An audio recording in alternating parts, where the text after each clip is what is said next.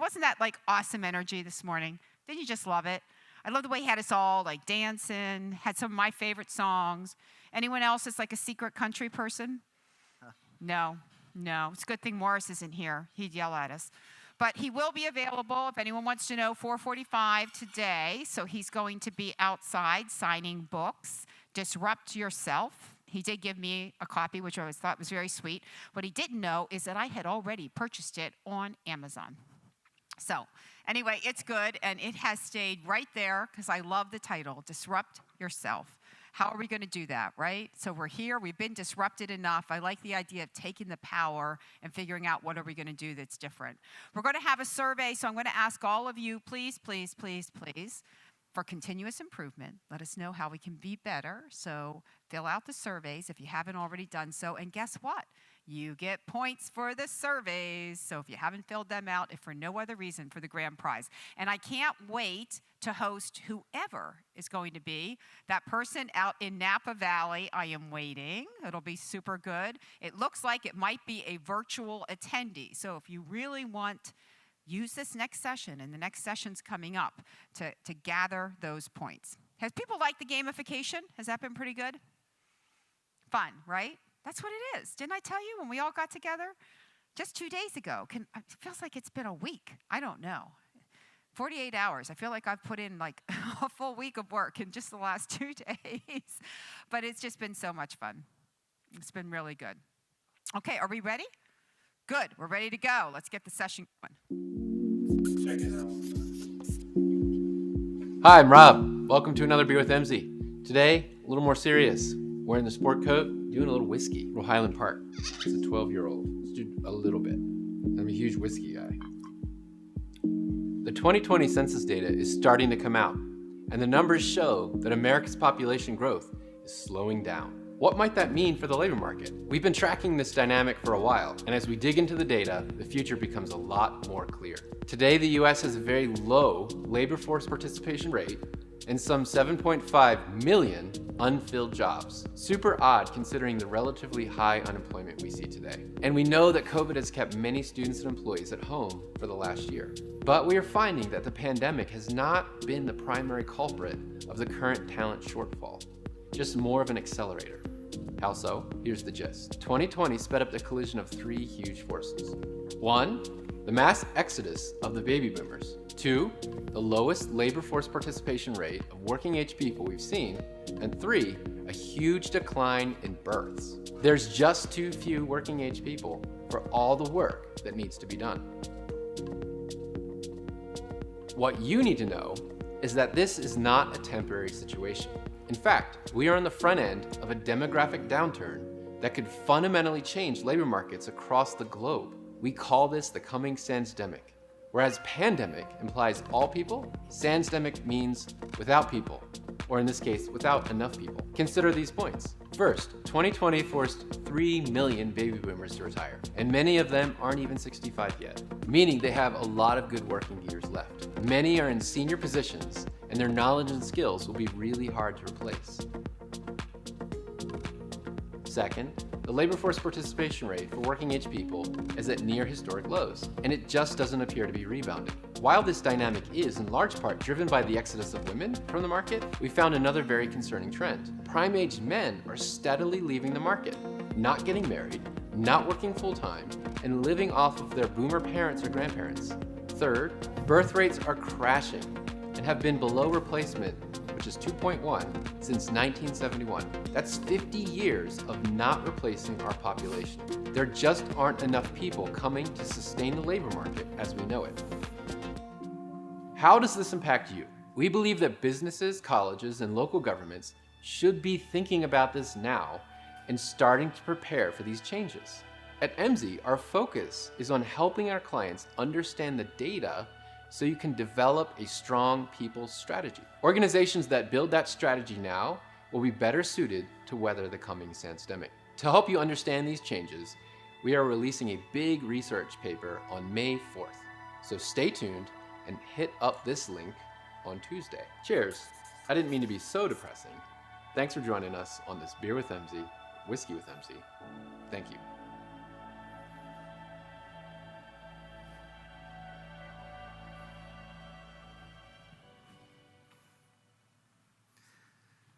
Hi, everybody. If you have, this slide or set of videos was actually from 2021, right? So the first question you might ask is this still relevant, right? And the answer is absolutely it's still relevant. Some of the data in there is a little different. He talked about how relatively high unemployment rate, it was like 6 or 7% at the time that video was done. We're actually at a 3.6% as of April of 2022 unemployment rate. So let me get advance one slide here because this is not working. Matt? Okay, my bad, it was just slow. So some of the key points we just heard in this, right? The pandemic is not the cause, but an accelerator. So I think you have all seen in your businesses that we are having massive problems with having enough people to work, especially in some of the places like in warehouses or in factories. We certainly have seen it greatly at my company, Campbell Soup. The three huge forces he talks about, the mass exodus of boomers retiring.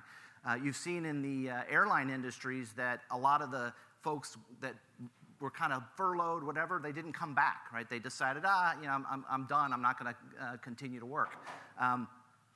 The labor force participation rate, over on the right-hand side there is a slide showing that labor force participation. And what does that mean? That means these are the people that want to have a job, right? There's some volume, kids, people that are retired, they're not going to be employed anymore. So our participation rate has dropped down into the 60% range.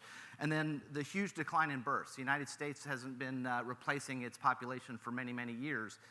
And that is certainly contributing to not having enough people. The key message that we want you guys to all hear is this is not temporary.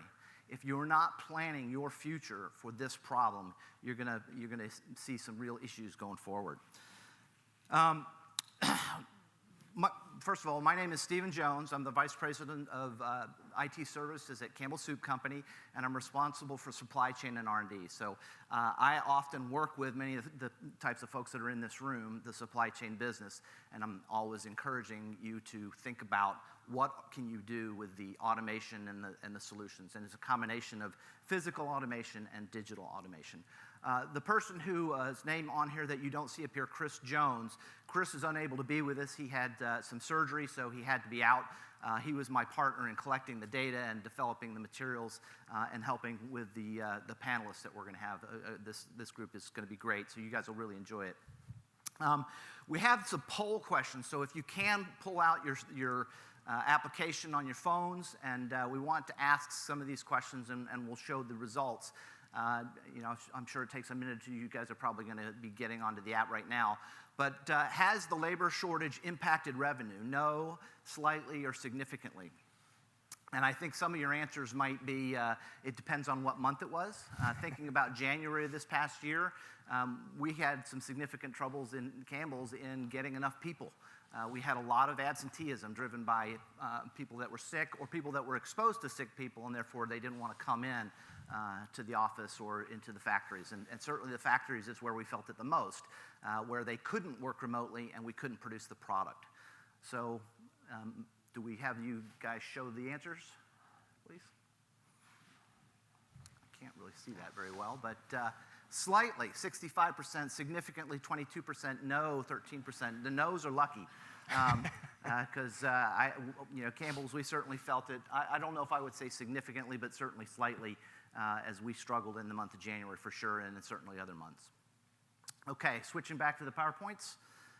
Question number 2, have you addressed your labor shortages? Increased wages, changed operational processes, improved working time flexibility, reduced your product portfolio, reduced capacity or automated processes to minimize labor dependencies, and you can select multiple in this one. And if you would, again, show the results. And does it go up as people answer? Yeah, okay, good. Increased wages, I think everyone's having to do that. What would that be? 22% that didn't have to increase wages. I'd be interested to know what industries you were in. Changed operational processes, improving working time flexibility, all things that I've also seen in my company. The reduced product portfolio, so SKU rationalization, we've done that. Reduced capacity. We haven't reduced capacity, we've been trying to increase capacity. So all good stuff. If you could go to the next one, please. Oh, Did I? Okay, no. So one of the questions we've asked is, do you have a vision for automation? Now, one of my favorite visions of all time is President Kennedy when he said, by the end of this decade, we'll put a man on the moon. I think many of the folks in this room probably remember that in your youth, at least being talked about. Maybe some people are like, I don't really remember that at all. But the ability to put a man on the moon back in the 60s was something that didn't seem ever possible. And just putting a vision out there and putting a timeline on it drove a country to really make an advancement. That kind of thinking, can you do that kind of thinking within your company? Have some sort of vision and statement around what we're going to do around automation to establish where do we want to be by the end of the decade. So something to think about. I've heard visions like we're going to have a lights out manufacturer. We're only going to automate when the ROI is at 20%. Is kind of a traditional approach. But do we have visions that step out of that? And the reason I brought up the ROI one is a lot of the ROIs, and this will get into one of my next slides, a lot of the ROIs are based on some old thinking around, okay, I need to pay for this by reductions or savings. And one of the things that we're missing, and we have missed over this past few years, is we didn't have enough capacity. And if we could automate it, we can make more product. And then having that return on investment or that profit being a part of that equation. That's something that we have definitely seen is we shift our mental thinking to be, we've got to be able to automate so that we can make the product and therefore get the profits. Some of the other things I wanted folks to think about is, your people strategy certainly has a retain your current, recruit new people, retrain some people. That's something that we're seeing more of, is that you can't get somebody outside, so take somebody who maybe needs to be upskilled into a new role. So things to think about as part of your strategy. And what we wanted to talk a little bit more about today, and the panelists will get more into, is removing work and automating the work. And one of the things I want to focus in on there is, it's not about removing the people out of your company, but it's removing the work that you can't keep up with to get that additional profit, that additional volume. So certainly you can downsize as an organization, but that's not really the intent of some of the automation that we're really looking at right now. Couple more questions. I have a wrap-up slide, and then we'll jump into the panel. Oh, I see the answers. Okay. I can't read it anymore, but have you used technology to address your labor shortages? Okay, I didn't get through that, but that's good enough. In some cases, we certainly continue to see it's hard to automate the manual processes. We've certainly seen robotics, RPA, if you've heard of that, robotic process automation. That's something my company has used some. One of the things that I really struggle with on an RPA is a lot of times IT is talking to the business partners about, you can automate your manual processes. And they think, okay, I'm going to automate the labor, the hard manual process. They don't think about the technology options, right? And one of the technology things that people frequently have is something we call swivel chair. You have a data that you pull out of one system, you swivel over, and you type that same data into another system. Perfect for an RPA, or if you get a little bit more advanced, an interface to get rid of that work. So something you certainly want to consider as you're thinking about how to get rid of some of that work. If you could switch back to the PowerPoint, thank you. Do you have plans in place to reduce labor dependency to address future labor shortages? So just interested in what you guys are thinking about for automation. And if you could put up the answers. So this one, it looks like we did both of the next two questions. Do you guys already see the fifth question in your app? Is your organization increasing CapEx to introduce more automation? 77% said yes. I know we are. Do you have plans to place a reduced labor dependency to address future labor shortages? I know that we are certainly trying to do that. Okay, if you could switch back to the PowerPoint. So I'll skip through those questions. So I think this is my last slide, but automation is not just for manual labor. So I talked a little bit about RPA. There are also the amount of report making, at least in the companies that I've worked at, that is done by people where they'll pull data out of a system, they'll download it, they'll manipulate it maybe a little bit, and then they will publish it in a 50-page PowerPoint deck with slides going on. The effort taken to do that is significant. There's a lot of time spent doing that kind of work. Can you automate the key parts of it? A lot of planning tasks are done by hand, and there's a lot of automation, machine learning, and AI that's going on for planners these days that allows them to have more of their time focused on the exceptions and the value added. A couple examples on machine learning. Machine learning is a buzzword. It's certainly out there, but my partner, the one I mentioned who wasn't able to be here, shared a couple great examples. One where he worked with an organization that took a group of 40 planners. They automated much of their work, and over time were able to strip that to 5 planners focused just on exceptions. So measurable improvement in their planning organization. The second example that we talked about in our research is logistics of route management. So something that seems really strange is people driving around took a long time to find a place to park. And this work that they did on machine learning helped define for the drivers, when you go, these are the places that you should go park. And they were able to save about 2.5% of the route time just by finding a place to park automatically and not having them drive around the store area to look for a place to park. So interesting opportunities. Obviously, each use case on the machine learning and AI is something that you're going to see more and more of.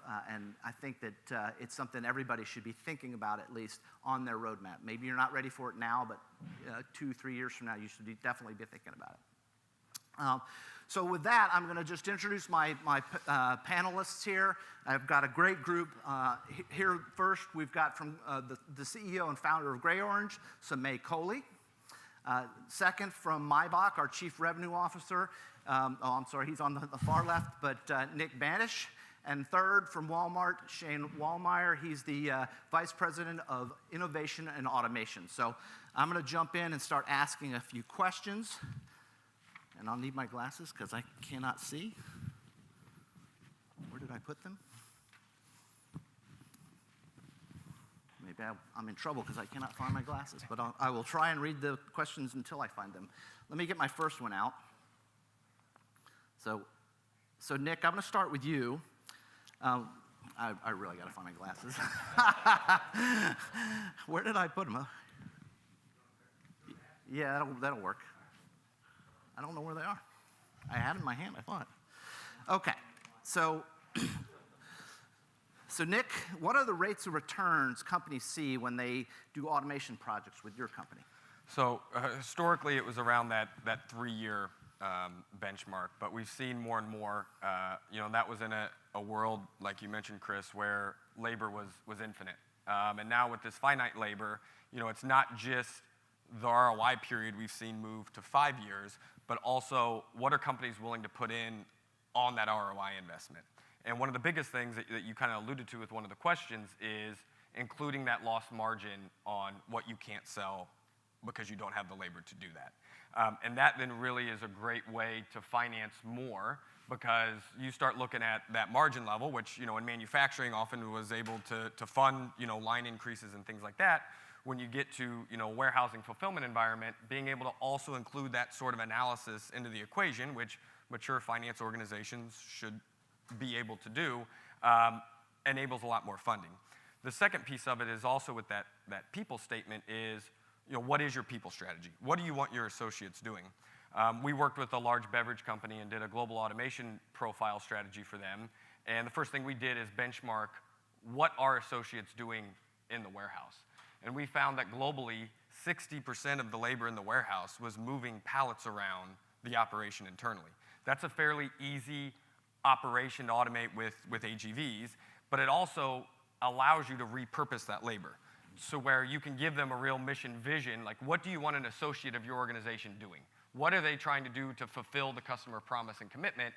Is it driving around an unconditioned warehouse just moving pallets around? I would argue probably not for a lot of companies. Yeah, great. 60%, that's awesome. And you guys reduced most of that? Yes. Excellent. Depending on the country, obviously it's harder in certain economic environments in developing countries than more mature markets, but even a lot of processes in countries in Latin America, we also found the investment potential for things like AGVs and things like that. Excellent. Okay, so May, I'm going to give you the next question. What trends do you see with your customers as a result of the labor shortages? So Steve, I think they switched on the camera now, the mic now. But I think some of the biggest trends that we were seeing, I think you tried to touch it at the start, was this whole, when the pandemic set in, right, this is a temporary, motion, right? I think one of the biggest switches has been over the course of the last 6 or 9 months, right?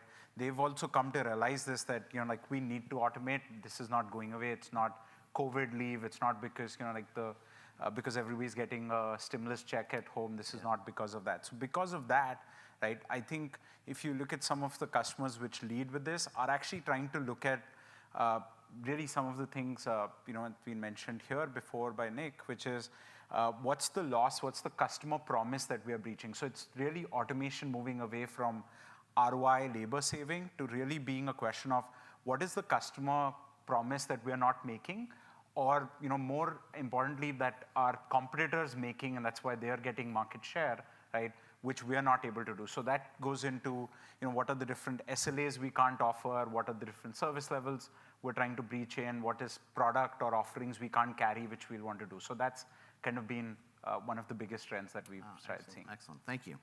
And then Shayne, what is Walmart leveraging automation, or how is Walmart leveraging automation in supply chain?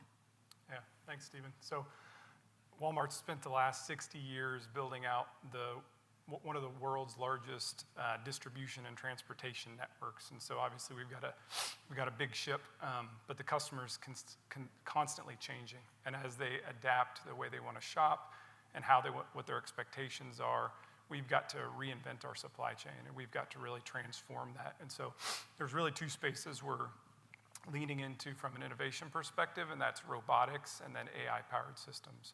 So both of those we believe can benefit both our associates and our customers. So from a customer perspective, automation obviously offers us best-in-class item accuracy, quality of our product, and speed to customer. And so it really translates into better on-shelf availability to the customer, better online availability to the customer. And then from an associate perspective, automation really allows us to offer new career opportunities. So we can take those jobs that are high turnover and physically demanding and really translate them into high-tech, tech-enabled jobs that are higher paying, high-skilled. That, as Nick mentioned, those are the kind of jobs that the associates want to take for the long term. And are you seeing that with some of the automation that your safety results are better, but those hard labor jobs that you're able to move to the robots? Absolutely, yeah. We see best-in-class safety results as a result of that as well. Excellent, awesome, thank you. Back to you, Nick. The biggest risk when implementing automation?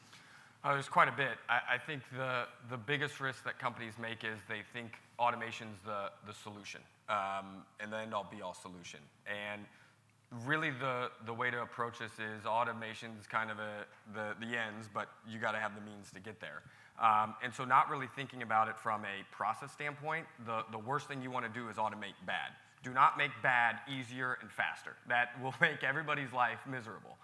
So really looking at it from a process flow perspective, and there's even times where we see that the ROI doesn't hit the threshold, but you can start making changes of the operation, the processes, to make it automation friendly. So that way when you do hit that threshold, as you continue to increase wages, like so many companies said they've had to been doing, that it's easier to justify.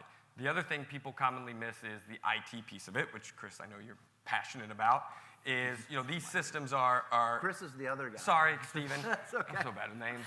Stephen. So the piece of it is, having the right systems in place to arrive at that, because these automated systems do take a lot. You start looking at, is my warehouse management system effective? What's the warehouse control system? Do I need a warehouse execution system? And having a real systems plan in place. And then the third risk is the change management aspect. Humans hate change. By our very nature, it causes a real emotional turmoil internally. And often when associates hear automation's coming, they fear for their job. And so really having a good change management plan in place on instructing why we're doing this, how it's going to be done, and also just an education level, because a DC supervisor, in the US, we're not very automated compared to our European friends. They don't know how to interact now with a cockpit in the facility. They're used to, I have an issue, a bottleneck, I move labor from here to there. When all of a sudden they're interacting with systems and machines and everything in those regards, you do have to take, DC managers that may have been doing this 10, 15, 30 years and work with them to get them to be as effective as they are in a manual operation in something where you're introducing, a significant layer of automation as part of the solve. Excellent. Okay, very good. Thank you. Samjay, and back to you. What should customers think about as they consider automation projects? Sure. So, Steve, actually, I'll echo back on Nick because I think I echo everything Nick said. I think those are all really important challenges, and that's why I would actually go to, I think what we're realizing for the leaders or like the ones who are doing it really well, they have their why sorted really well, right? Mm-hmm. So if you think of automation more traditionally, right, it's always been like a process automation. So, let's remove labor from there, let's do that, right? What we've realized is that, most of the challenges that Nick was just saying become the change management, right, the training, they become paramount problems, right? If you're basically trying to think of it as a labor removal process, right? So the why actually coming at to, because if you go back a couple of years ago, right, and especially this is a little contextual for Grey Orange, right, like we have about 7 or 8 different robots that we support. We keep adding on it. We're more robot agnostic, right? So when a client comes in, right, like the why is so important, right? Because you can put, this is no longer about, I want to try out the robot or I want to put it on in, right? Because the technology is pretty much proven. It runs at a lot of places. So the why really matters. And that's why the why leads to the right change management, right, process inside. Because then you get way more buy-in, you get way more, everything in it, right? And the last one I'll say is, I think one of the big whys, which has really started coming out in the last 8 or 9 months, has actually been has been retention, right? So it's not about actually reducing labor, but it's been like, can we make these jobs much more attractive? Can people actually make careers out of them rather than, like go to the gym and, like that's what fulfillment jobs are kind of called for, right? Like it's, so that's I think been one of the big whys that a lot of automation has started following. Yeah, Simon Sinek's book, Ask Why or Start With Why, is certainly a great book, and I think you're leaning on that theory. I am a fan of that. Very good. So Shayne, can you share a specific example and how automation is creating value for Walmart? Sure. Yeah, I think I'd reference our ambient distribution network, which has kind of made the news recently from our investments with Symbotic. So this is our general merchandise network that provides general merchandise to our stores, and some of our buildings are as old as 30 years old in this network. And our partnership with Symbotic is really going to help us transform those legacy buildings into next generation supply chain assets. The technology I'll talk about for a few minutes, it's very unique, and it's really going to revolutionize the way we ingest, track, and ship freight to our stores. So it really starts with taking those cases and strategically locating them inside of the inventory system, sort of like data in a hard drive. And our dense modular storage system actually allows us to get about twice as much storage in a traditional DC versus a traditional DC. And so then as the customer shop in the store, our algorithms go to work and they determine how to build a perfect pallet that balances the store aisle location with the stability and crushability of each case. And so then we get that perfect pallet plan. And once that happens, our high-speed mobile bots actually go throughout the storage structure, pick up cases, and then bring them to our robotic palletizing cells. And then our robotic palletizing cells, we're building pallets at industry-leading speeds. And so if you think about that from the store's perspective, before they were getting a randomized floor-loaded trailer, and now they're getting a aisle-sorted palletized trailer. So it really takes the backroom complexity off of the table. So if you think about, I'll actually hit on, we have a pilot site that went live a little over a year ago, actually up the road in Brooksville, Florida. And so I can talk about some of the actual results from that test. That DC is seeing both, from a customer and associate perspective, is seeing great results. So from an associate side, or a customer side, all of our customer-facing metrics on the stores serviced by that DC have seen improvements. So the two most important are in-stock and on-shelf availability, and then reduce substitutions. So anyone else hate when they get substitutions in their grocery pickup orders? So we've seen a reduction in substitutions at those stores. And then from the DC side of the house, we're seeing best-in-class safety and turnover numbers, which is incredible. So I was actually recently out there talking to David, who's a Walmart associate. He's been an associate of ours for many years, and he actually has been an order filler. Now, I have to tell you about the order filler job function. So this represents about half of our distribution center labor, and it's definitely the most difficult job we have. So these associates walk 5 to 10 miles a shift. They're lifting 20, 30, 40,000 pounds of cases and placing them all day, every day for our stores. So he's been working this job for a long time. And he wanted to stay with Walmart, but he was actually looking for a less physically demanding job. So he was actually looking at transferring to the store when he found out about our automation installation. And so he actually now works as a robot operator, where he oversees 2 robotic palletizing cells that are building pallets for our stores. And the conversation I had with him, he told me, I used to pick about 3,000 cases a day for the store, and now I oversee 10 times that much. Now I'm responsible for 10 times that much, and my body feels better at the end of the day. So it's those kind of stories that really get you inspired to invest in the automation. That's awesome. That's awesome. You mentioned that you can do twice the storage. I mean, the ROI of just having one less building every time you do it is incredible. Absolutely. So that's truly an achievement. Excellent stuff. So Nick, back to you. How does your company begin a journey? Great question, Stephen. Sorry about the name thing. Consultants we're famous for never having original thought and stealing ideas. So I stole Morris's idea and I brought my kids in the room to see what Dad does every day. And I severely underestimated how nervous this would make me now. I talk for a living, and here I am. So where to start? I think a big piece of it is also understanding that automation is a multi-year journey. We get calls from clients saying, hey, my facility's full, I need more throughput, we need to start next week. And we're like, hey, look, we're a little busy, we can get a team in 30 days. And they're like, well, we're done, we need to start this tomorrow. It's like, well, you realize it's 18, 24 months from the time you cut a PO on this journey until you're gonna be live. Well, what am I gonna do? So I think really looking at it from this is a journey, this is an end state that we're gonna continually evolve towards. And again, looking at it from that process standpoint, and it's also very dangerous to do a big bang, try to automate everything, and go to a dark fulfillment center tomorrow.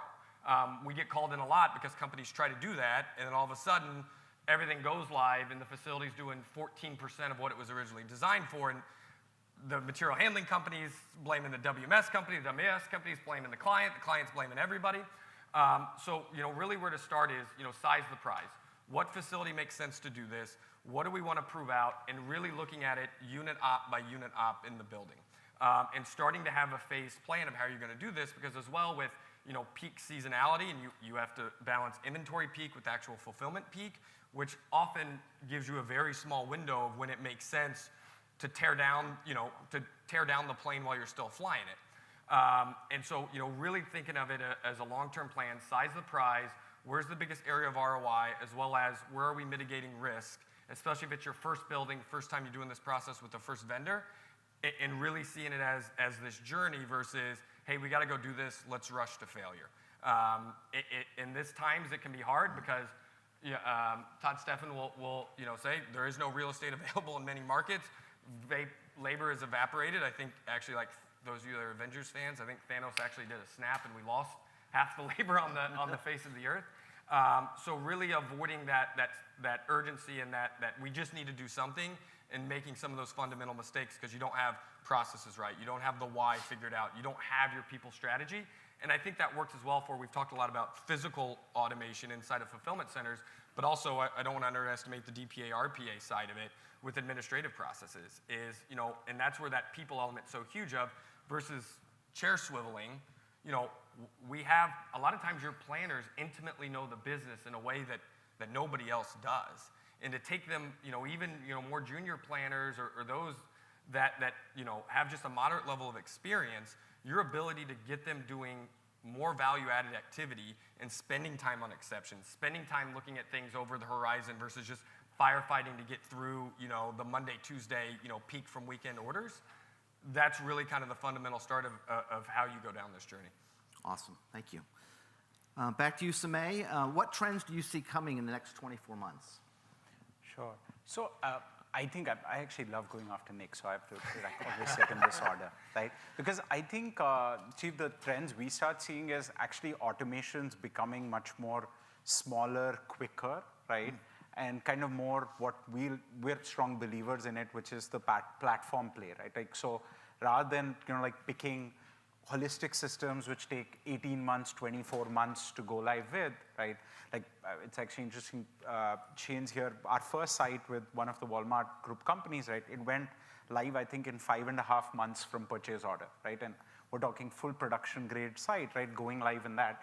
But it really is about, like, how do you have one why, you solve it, go it in, right? And then keep expanding, right? So the same sites expanded in process, flow, this thing. One thing that we've started realizing, and this is also, more our experience, has been that a lot of the RPA planning stuff is kind of tied together with robots, right? So there's no like one separate the other, right? Yeah. So because what you start doing is, as I think 3-4 years ago when we were doing automation, right, we would actually put in the robots and we'll quickly realize that, like if you don't put the right inventory in this, if you don't, like fill it the right way, you don't stage the orders the right way, a lot of that stuff, right, it's kind of garbage in, garbage out, right? So you don't get it. So as a result, a lot of what's going forward in the next 24 months is really tying that together, right? So we, try saying, okay, let's get the platform integrated in. The place where you physically put it in is, just going to be one piece which you can ideally take live in. Yeah. What we've realized is 5 to 6 months with the rate at which businesses are changing is usually, the optimum time. You start somewhere in Jan and, have something in before peak, or place an order in May and have something live before that. So I see a lot of automation moving away from what I like calling as the physical or robot automation, right, to saying, okay, we're putting a platform in. We want to be agnostic of the robots or the technology, be a little bit vendor agnostic, because you tie in too much. If you think about, like just extrapolating the example Nick gave, it's usually like 12 months before you place the 18-month long order, because yes. It'll come in after 18 months, and then there's another 1 year, 1.5 years. So, the longer that takes, which is usually 3 years for, from purchase order to site stabilizing, that means it's a big decision. So you better spend another year taking the decision, right? And the world changes in 4 years. I mean, that's the, minimum. So I think in the next 24 months, it's going to start becoming much more what we like calling, firstly, a software, like play around the platform, right? And saying, robots are changing. I mean, Shiv, you must be getting them. Like, there are 5 new robots. We get like, probably 5 or 10 robot requests for adding onto the platform literally every week, right? So robots are really evolving and changing. I think it starts going away from, okay, let's get a platform in so that we can adopt automation and then scale it up rather than the big bang. I've definitely seen a layer in between the WMS and the robots has kind of been introduced to do that platform management and different robots, because it's very unlikely that one robot solves all problems for somebody, and you're going to end up with multiple companies. So excellent. So back to you, Shayne. What advice would you have on companies just getting started? Yeah, I think we've hit on a few of these, but I'll echo a few. So the first I would say is to optimize your processes before you jump into automation. So I think there's a saying that you can't automate bad process. I think you mentioned that earlier, Nick, and I think that's absolutely spot on. So focus on optimization, removing loss. Once you've really created those cyclical processes, then automation becomes easier to implement. So I think that's step one. The second thing I would say is focus on the problem. Start with why. It's really important to not look at the solution and try to find a spot for it, like a hammer looking for a nail, which, a lot of times you go to trade shows, you see a cool, shiny solution, and you want to put them in, but really focus on what your problem is, Pareto your curve, and understand where your biggest loss opportunities are, your costs, your turnover. And then the third thing I would say is don't be afraid to fail. So I think it was Ed Catmull from Pixar that said, failure is not a necessary evil. In fact, it's not evil at all. It's a necessary outcome of trying something new. I 100% believe in that. So be okay with failure when it comes to automation. Now, you have to limit your risk. You have to make sure that you have processes in place to not overstep your risk. At Walmart, we have a proof of technology, proof of concept, pilot, then roll out, because we have a big network and it takes time to roll out. So making sure that you're not afraid to fail. Awesome, awesome, yes. And failure is important. I think the famous one on the light bulb, right? I didn't fail to make a light bulb 1,000 times. I just learned how to not make one. So that's right. Absolutely great one. So Nick, back to you. How is the market reacting to the increased need for automation? Yeah, I mean, lead times have gotten longer. The software engineering shortage and the chip shortage and even tote shortages now for systems like AutoStore are lengthening those lead times. So to react to that, a lot of material handling companies, and Samjay can certainly probably echo some of this, so sorry if I steal your thunder, so one is heavy investment in the technology platform that we talked about to decommoditize, right? Knapp, which I know Walmart uses quite a bit, they invented the multi-shuttle, but now Dematic, Von der Lande, TGW, everybody has a shuttle system now. So they are investing a lot in the technology platforms and also getting it to be easier to play with others. So that way, they're aware that they're not going to be the end-all, be-all integrator for every aspect of the operation. So opening to allow different connectivities with different vendors. The other things that they've been going to is they're certainly being more selective with the projects they take on. It used to be we as a company that did automation feasibility and design of facilities saw the automation companies as a competitor. They're now our biggest lead source because they don't have the pre-sales engineering team and time to work with the customer on a 3, 4, 5, 6 month journey to see what level and what type of automation makes sense. So, they're being more selective. They're definitely being more risk adverse. So the more prepared you are when you go to market with, this is really what I need, these are the requirements, these are the processes, this is the integration with the IT, you need to have that if you're going to get best pricing. Because that risk that they see, they're too busy to take that on. So I think those are the two main ones. The third thing as well is going to more modular solves, less custom engineering of like, we want this aisle to be 113.4 feet. That's tough from an engineering capacity standpoint. They want to modularize, they want to build in blocks, they want to design in blocks. So understand that you may not be able to engineer the solution to your need to the 5th decimal point, accept some of that modularity because that's where the industry is going in order to get that speed, because we are facing an automation boom here that was prevalent in Europe in the 70s and 80s. And so the market is definitely trying to rebalance capacity and expertise. And a lot of the automation companies as well are facing hiring and talent challenges on project management, implementation, the change management aspects. So looking outside just the vendor to see how you get the best team together, regardless of what their email address says, and get the best team, best talent, right bandwidth, in order to really minimize that risk of the failure or keep the failure in control. So if it inevitably happens, you're going to be able to react well to it. Along the lines of the rebalancing, do you think it's important for companies to engage with groups like yourself earlier on, even if they're not necessarily ready to sign a PO, so that they can kind of time it properly if they're, say, 6 months away from peak season, and they think, okay, start now, that's not going to happen. You need to do it 12 months ahead of peak season, so they gauge you guys, something along those lines? I mean, Stephen, if you're asking a consultant if people should hire more consultants, the answer is absolutely. I don't know how you do this without us. So no, it's important to understand that if you have a facility that you think you need to introduce automation in, to go through the process to know what type of automation could make sense, what differing partners you could have, before we even talk about having a bid event. Yeah. That's a 3-4 month journey because Samjay, like you said, the world is going to change 4 years from now when this, you have this installed and you've lived with it for 2 years, 3 years. So also a big effort we have to do with customers is taking that strategic growth plan that's often just a revenue number and translating that into what does that actually mean for your operations? Are you going to continue to see channel shifts, right? It's way different to automate detailed each picking than to automate full pallet or case layer picking. Yeah. So even working through that journey of, I don't want to go live with this facility and have it be for my business yesterday. It needs to fit my business tomorrow, which is for sure a bit of a crystal ball exercise, especially with volatility nowadays. But also understanding, how we've seen it before where companies will go live and the facility's immediately full. I think it was somebody who mentioned that they built a slow-moving facility in one of the exec peer sessions, 750,000 square foot. They weren't sure how full it was going to be. Within a month, 94% of the facility was full. It's like your garage. You add a bay to your garage, you're going to find stuff to fill it up. So really understanding, what this facility needs to do, what it needs to be capable of, the throughput's order profile, it takes time to get there, and that's where it goes into that rush to failure of, just going out and signing a vendor and figuring it out. Also understand that some MHE companies make 15-20% of their revenue off of change orders. You want to try to mitigate that. Yeah. And so that upfront work is all kind of an insurance policy to help against that. Okay, excellent. All right, Samjay, back to you.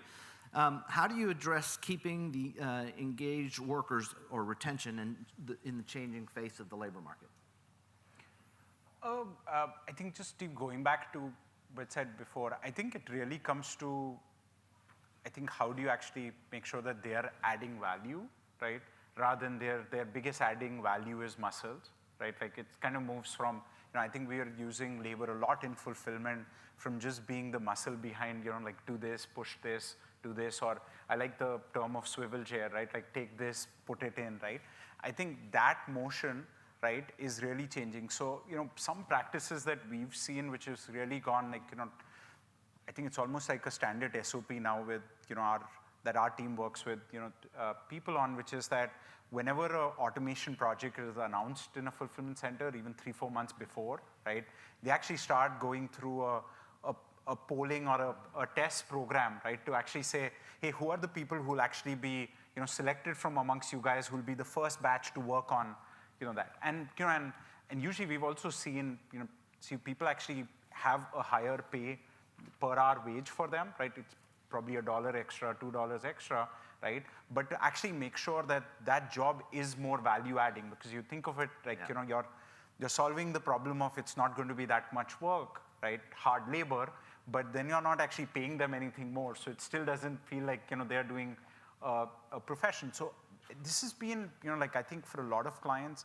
it's been almost flawless where what we've seen is, I think in fulfillment centers, the attrition rates have not really been that publicized. I always feel like there's a disconnect between what the C-suite believes the attrition rate is and what the warehouse manager believes. I remember 2018-19, there will be warehouses in Memphis, which they'll be like, we were at 3,000%, right? If you put it by the measure how attrition rate is, right? So attrition rate's always been high. I think what a lot of people are doing is kind of move the job description note up, right? Like I think just the way Sean said, it's a robot operator, right? It's got KPIs. You've got 10x more value from that person by adding, robots in, right? Like just making sure their job profile, wage, right? All of that follows through on it, right? And one of the I would just give such a different anecdote on this, which we realized, right, was that a lot of warehouse workers, it's such a small thing, but they could not, like people could not get drinks to work or have some music playing for them. Because if you think about it, before, they were order pickers, right? Like they're walking around, they don't have a stationary place. With a lot of the robotic systems, right, they remain stationary, right? So they literally in their mind, they're moving from, like not having a desk and just going to gym. I still like that energy, to actually they having a workspace, right, which is their space, right? So what we realized was, some companies would not earlier allow it to be a safety concern, right? Like you allow a drink inside, they'll spill it. This is going to be a safety concern. They'll actually started allowing things like, okay, like why don't you allow that? And so attrition before and after these automations, right, has really been drastically shifting, right? And, and it's done. So that's what, is completely different anecdotal, but it's been really. It sounds like a good component of your change management strategy and how you engage those folks. For sure. Awesome. And that's a big one. All right. So, Shayne, what's the most challenging part of leveraging automation? Yeah, I think the first one we've talked a lot about, which is timeline, the amount of time it takes. Most of the time automation can include, you got to have your planning. Sometimes it includes construction and concrete work and walls and power drops. And so making sure that you budget your time accordingly. But I kind of like the analogy of the best time to plant a tree was 10 years ago, but if you didn't, then the best time to plant it is today. So if you haven't got started on your automation journey, then it's definitely time to start today. The second thing I would say is just the pace of change of the customer. Mm-hmm. And so you really have to make a decision on what are your mature parts of your business and where are the things that are less mature and that are changing. and use the more permanent technology on the more mature networks. And that's kind of what we've kind of talked about with what we've done in our distribution network. Whereas in the e-commerce and the fulfillment space, we're using things like gray orange that are more flexible, that you can change more quickly. And then the third thing I'd say is the pace of change of technology itself. And it's kind of the same thing, same solution. So every day there's a new startup, every day there's a new piece of technology, and what's state of the art today is not gonna be state of the art in 5 years. And so when you're building these 5-10-year business cases, it gets really complicated. So just knowing where your business is headed, knowing where your customers are headed and what's important to them, and then what are the sensitivities on the investments that you're making is really important.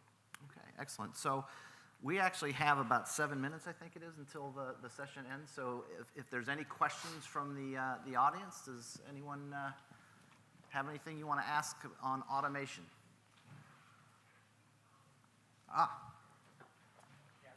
I'll repeat the question in case folks can't hear it, Don. So great examples in warehousing, very predictable with warehousing, labor shortages. What I've heard in the supply chain, the clients and people that I do the peer groups with, they're talking about in order to be successful after COVID, we have to be digitalized, digitalization, right? We have to use AI, robotic process automation. We didn't talk about that, but I know this is a little maybe unfair to some of you, but the question would be, when I push these people, they're kind of like, well, I don't know. You said this is going to be the cure-all after COVID to attract this.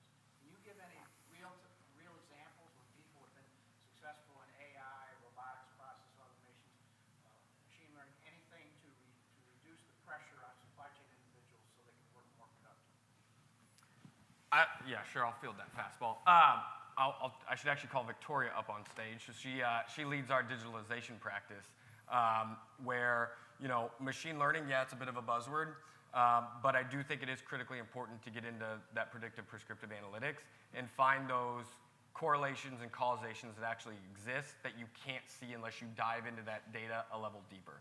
I think we as a supply chain industry have failed from a digitalization standpoint for the past decade. My daughter over there, she's heading into 2nd grade. They're already teaching her coding and robotics in school, right? All of us probably use Microsoft Excel as our #1 decision-making tool of choice. If she's learning how to code, why are we doing everything in Microsoft Excel? Why aren't we leveraging data science? Why aren't we leveraging advanced algorithms? I think the challenge is you start needing to be laser focused in order to get those solves correct.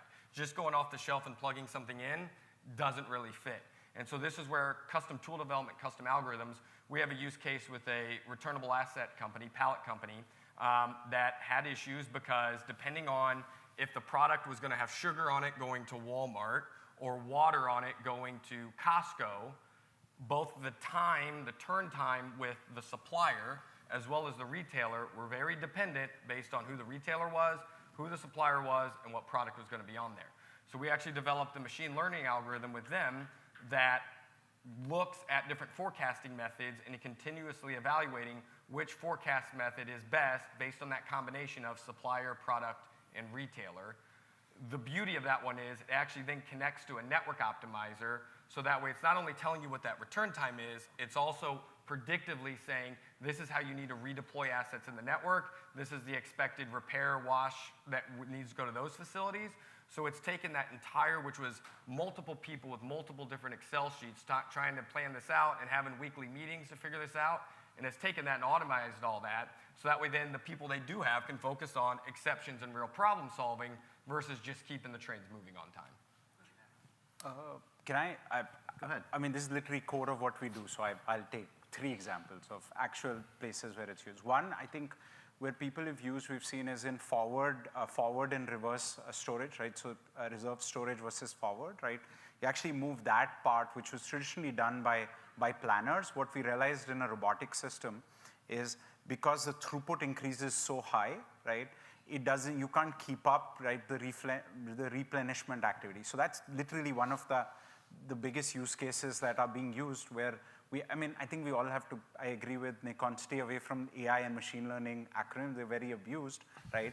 But actually literally just training the system, right, on saying, hey, I put this forward, how soon did it get actually consumed, even though there were orders outstanding, right? That feeds back into what's the size of fulfillment that you filled. So that's one use case where they're using. The second one so naturally when you put in a forward pick area, when you put items in, you try doing SKU mixing, right? So SKU mixing or popularity, right? So you want SKUs which are likely to be picked up together to actually be kept near each other so that you get higher pick rates, right? You can grab two things near each other. What we realized was that a lot of that algorithms, which is not machine learning, but were based fundamentally on master data, right? Like it's based on master data, which is in the back. And I think going back to, as Nick said, we've in supply chain for the last decade or two, master data has not really been that good. I think Walmart started this 20 years ago about fixing master data, but master data is not that great. So the place where we started picking up machine learning, right, was one thing that we do is we don't want to keep SKUs which will confuse the picker next to each other, right? So classic example is, like don't put the red shirt, small size, and the red shirt, large size next to each other because the picker can confuse which one it is. How do we do that? We would base that on master data, right? And this is an actual use case where when it came to iPhones, this was a mobile distributor. iPhones was a big part of theirs, right? So master data says like silver iPhone and black iPhone, right? So you can easily put them next to each other because they the picker's not going to get confused. But what actually happens is both iPhones come in the same white case, right? So you don't have that packaging information in the master data. So very simple use. What it does is every time like a person picks up it said pick up the black iPhone, the guy picks up the silver iPhone, scans it, it comes an error on screen, right? Wrong one, pick the right one. The system's actually learning and adding that data into our master data, saying, hey, even though the master data says there are two different colors, right? There's something wrong that's happening. And next time, literally by clockwork, I think about 7-8 days later, they had a new shipment of iPhones come in, right? And it was not put together, right? Because they said there is some errors happening. So this is like literally, we call it machine learning by errors, right? Like you just learn on the errors that happen. There's a lot of examples I can go in. It's this thing, but they're pretty good use cases. All right, we're just about out of time, and I'll share something on what Nick just said about Excel, a joke that was told at Gartner, but so I'm stealing this from someone at Gartner. But the joke was essentially that last night when I was at home, I was downloading a song from Spotify to install it onto my cassette tape. And really what that's getting at is, when you think about something that way, it does a good job of describing what lots of our employees do. They download data down into Excel, they manipulate it, and then figure out what they're going to do with it, and then maybe put it on a report. And we do that way too often. We don't use these source systems. And part of it is because we aren't taking the time to connect the systems, or we aren't taking the time to understand how to use the system itself, right? We extract the data out and do something else with it. So I think that's a good example of misusing technology. We all misuse Excel tremendously everywhere. It's become the tool of choice. But thank you, everybody. We're going to wrap it up, and thank you for being here.